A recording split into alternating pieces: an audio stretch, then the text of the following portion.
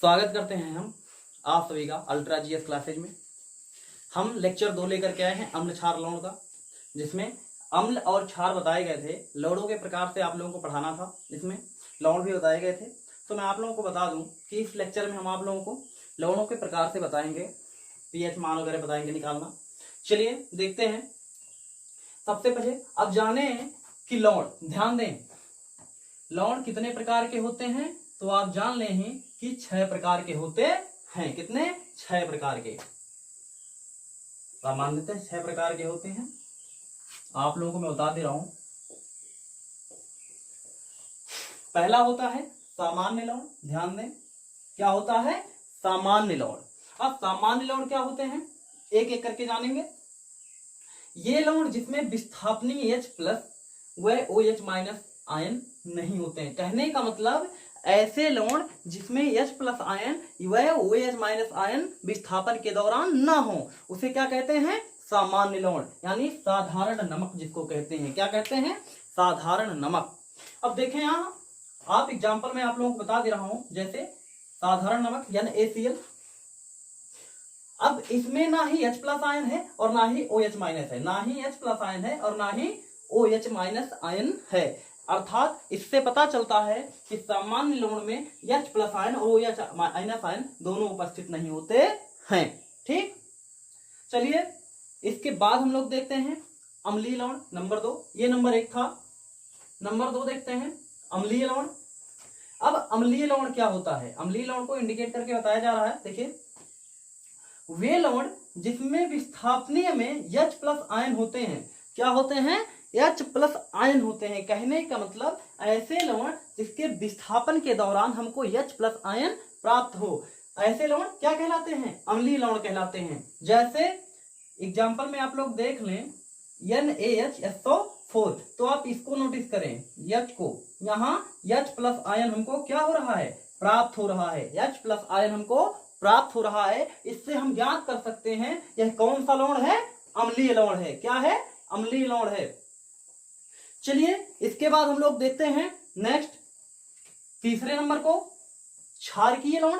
अब क्षारकीय लवण में हम देखेंगे वे लवण जिसमें विस्थापनीय OH- होते हैं, यानी क्या?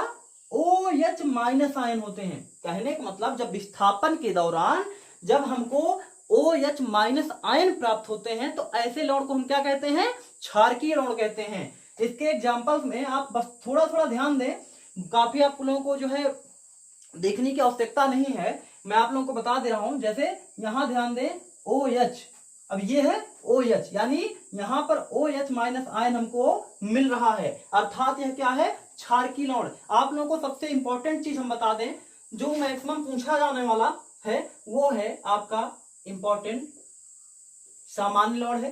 अम्लीय लवण और क्षारकीय लवण बहुत कम पूछे जाते हैं। मैं बता दूं आप लोग को मिश्रित लवण भी कम पूछा जाता है, लेकिन मैं आप लोगों को मिश्रित लवण भी बता दे रहा हूं।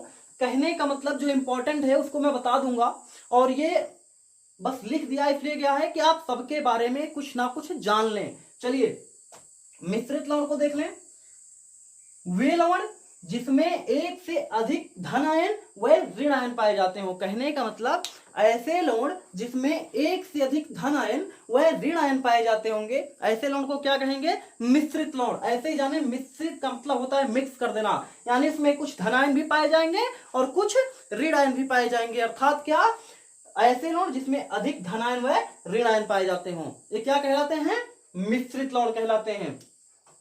इसमें ये बहुत खास नहीं है, हम तो जानते हैं बहुत कम पूछा जाता है। चलिए, लेकिन जो सबसे इंपॉर्टेंट है, क्या है जो सबसे इंपॉर्टेंट? मिश्रित लवण मैंने चौथे नंबर को बताया, लेकिन सभी 6 लवणों में सबसे मतलब इंपॉर्टेंट है, क्या है? ये 5वां, यानी कि मोस्ट इंपॉर्टेंट।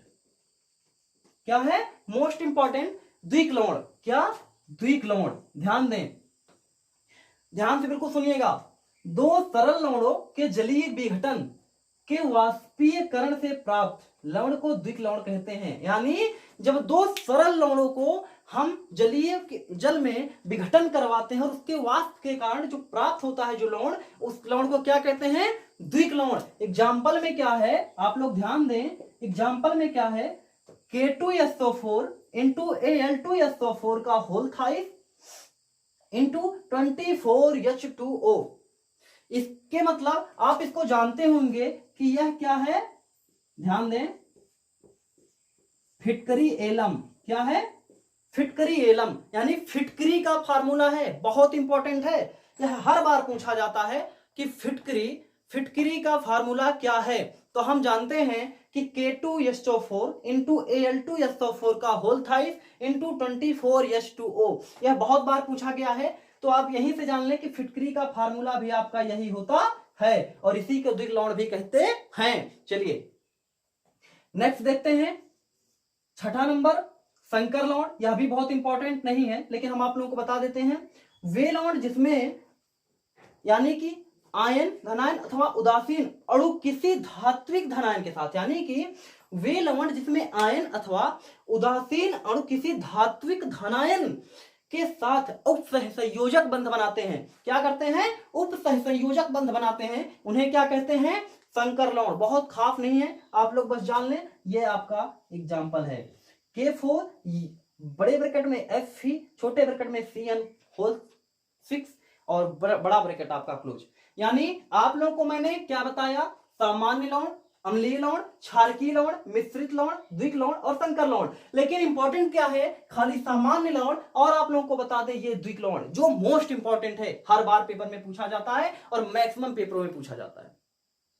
ठीक है, मैक्सिमम पेपरों में ये पूछा जाता है कि द्विक लवण का मतलब आप फिटकरी का फार्मूला बताएं, या फिर फिटकरी क्या है, फिटकरी एलम क्या है।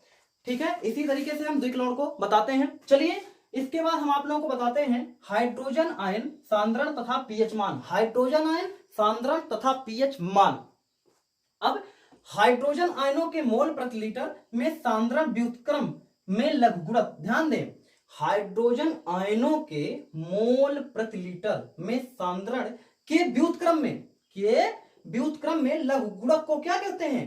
पीएच कहते हैं। व्युत्क्रम का मतलब ही होता है क्या? उल्टा। क्या होता है? उल्टा बटे में।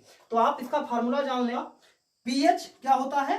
पीएच, तो पीएच बराबर होता है माइनस लॉग बड़े ब्रैकेट में H plus ion bracket close and log 1/H plus ion. यह क्या है इसका? और ये हाइड्रोजन आयन का सांद्रण निकालने के लिए होता है। यानी H प्लस आयन बराबर 10 की पावर पीएच, 10 का पावर पीएच। यह क्या है? हाइड्रोजन आयन का सांद्रण निकालने के लिए होता है। इससे आगे हम आप लोगों को बताते हैं, इससे आगे हम आप लोगों को बता रहे हैं। चलिए आगे बताते हैं हम आप लोगों को। आगे जो है कुछ इंपॉर्टेंट नोट्स हैं, आप लोग देख लें, कुछ पॉइंट हैं। जैसे कह रहा है 25 डिग्री सेल्सियस पर जल का आयनिक गुणनफल क्या होता है? 1×10⁻14 होता है। यानी 25 डिग्री सेल्सियस पर जो जल का आयनिक गुणनफल होता है वह कितना होता है? 1×10⁻14। क्वेश्चन अगर पूछा जाए कि 25 डिग्री सेल्सियस पर जल का आयनिक गुणनफल क्या होता है, तो क्या आएगा? 1×10⁻14 से 14 होता है। ठीक, चलिए ये आपका फार्मूला है। ठीक है, H plus ion multiply OH minus ion equal to क्या? 1×10⁻14। इसी तरीके से पॉइंट नंबर 1 था, पॉइंट नंबर 2 देख लें। जल तथा उदासीन विलयन में H प्लस आयन, क्या?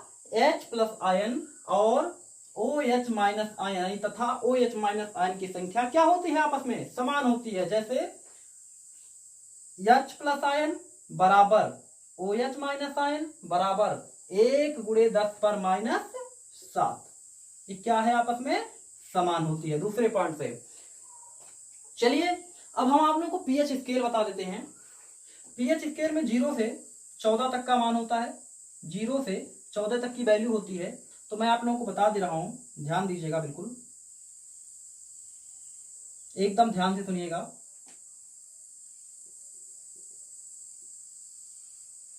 क्वेश्चन पूछा जाता है कहां से कहां तक की वैल्यू होती है, तो बिल्कुल ध्यान दें, 0 से 14 तक की होती है।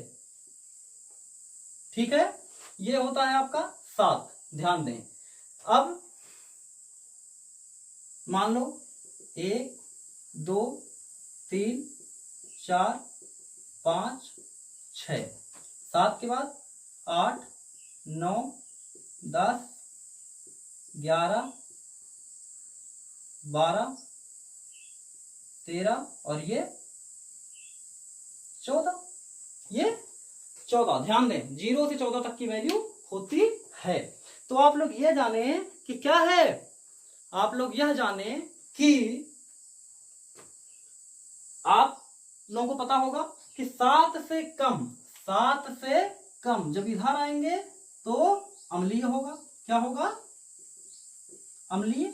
और इधर आएंगे तो क्या होगा? क्षारीय होगा। क्या होगा? क्षारीय। लेकिन ये जो आपका है 7, जो आपका 7 है, यह होता है उदासीन। क्या होता है? उदासीन। ध्यान दें, अगर 7 से अधिक कोई वैल्यू है तो उसका पीएच क्या होगा? क्षारीय होगा। अगर 7 से कम कोई वैल्यू है तो उसका जो है पीएच क्या होगा? अम्लीय होगा। तो मैं आप लोगों को बता दूं, और जो 7 होगा वह क्या होगा? उदासीन होगा। चलिए, इसी तरीके से मैं आप लोगों को मैं बता दूं, मैं आप लोगों को कुछ क्वेश्चन, 2 क्वेश्चन करा दे रहा हूं जिसमें आप लोगों के लिए बेहतर होगा। पहला क्वेश्चन कह रहा है, ध्यान दें, किसी विलयन का पीएच मान 3 है। ध्यान दें, सॉल्व हम यहां करते हैं। सॉल्व फर्स्ट कह रहा है किसी विलयन का पीएच मान 3 है, तो ऐसे लिख लें पीएच बराबर 3।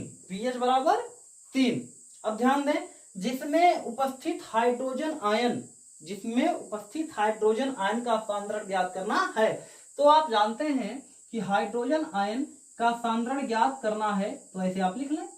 तो फार्मूला आप लोगों को पता है कि H प्लस आयन बराबर क्या होता है? 10 पर माइनस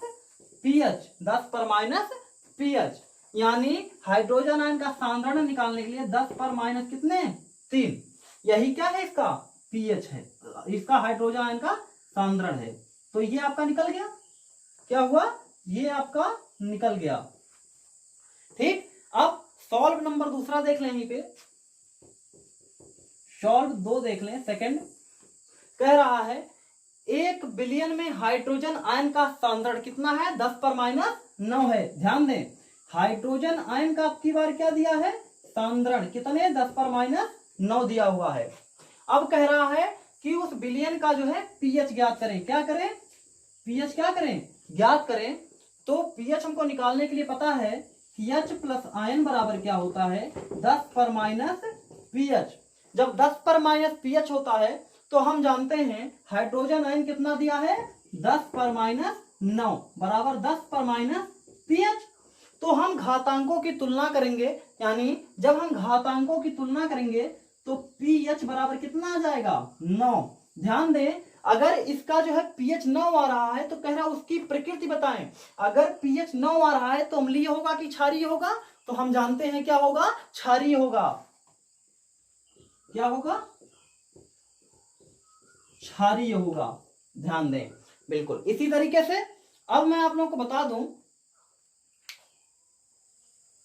यहीं पे आप लोगों का अम्ल और क्षार को हम जो है समाप्त कर देते हैं। अगले लेक्चर में हमारा जो है अगला लेक्चर जो आएगा वो आएगा, हम आप लोगों को बता दें कि कुछ हम उसमें अम्लों के, मैं बता दूं उसका पीडीएफ मैं आप लोगों को जो है पीडीएफ पढ़ाऊंगा, उसमें मैं बता दूं आप लोगों को कुछ पीएच मान हम बताएंगे, कुछ पीएच मान के कुछ क्वेश्चंस लेकर के आएंगे और आप लोगों को देंगे। उसके बाहर पीएच मान कभी किसी एग्जाम में नहीं आता है। तो आशा करते हैं कि जो बताया जा रहा है वो आप लोग समझ पाए होंगे। ठीक है, बस एक ही निवेदन है कि आप लोग हमारे चैनल को शेयर करें, सब्सक्राइब करें और लाइक करें। धन्यवाद।